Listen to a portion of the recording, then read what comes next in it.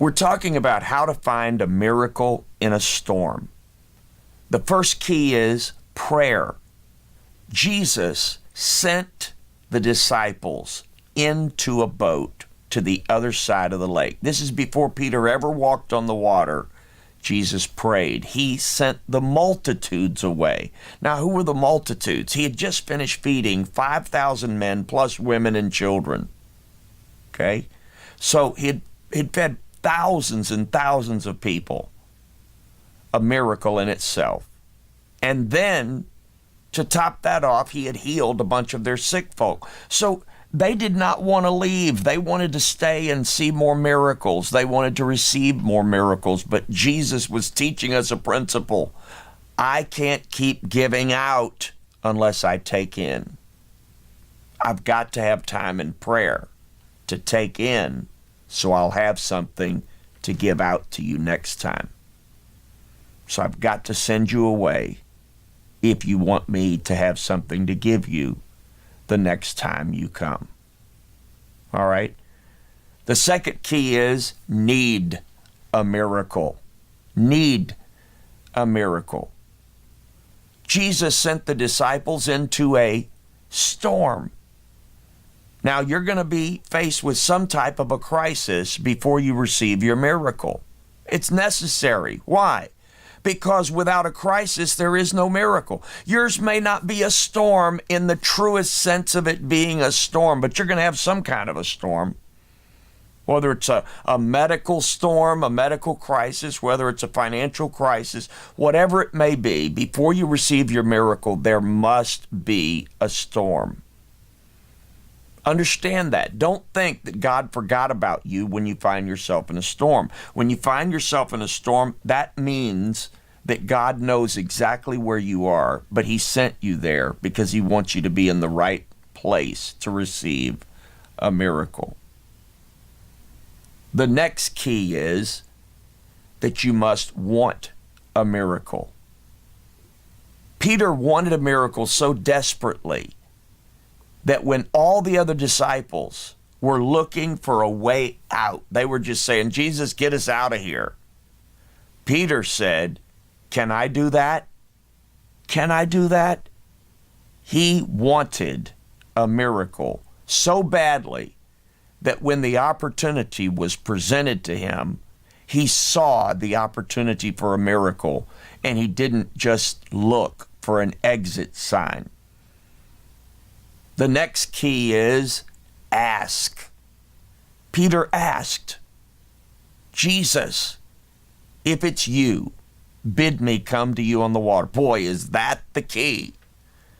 Peter got it right.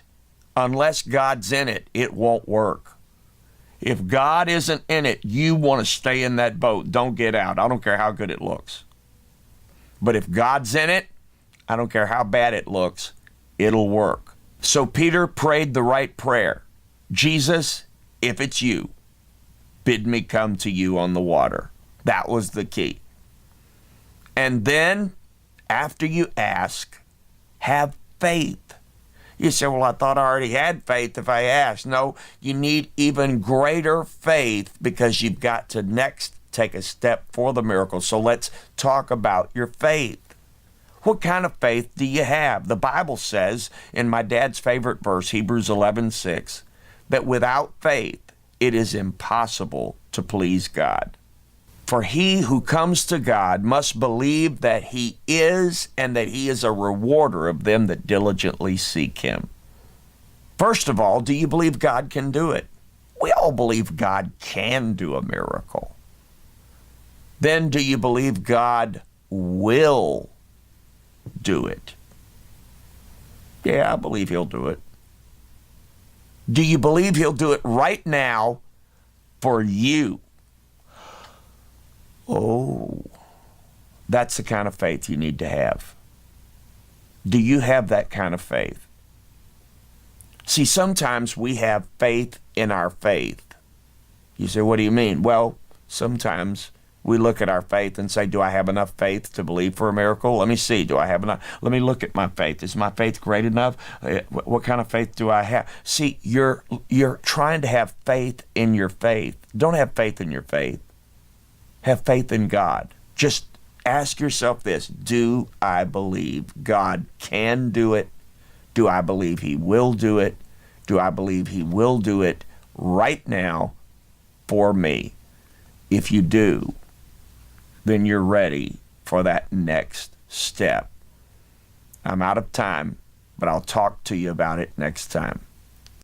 I want to give you a message that I preached based on the life of the youngest king that Israel ever had, Josiah, who became king at age 8.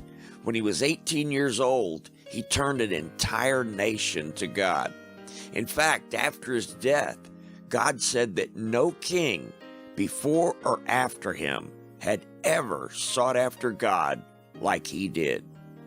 What caused this young man to be transformed into such a mighty man of God?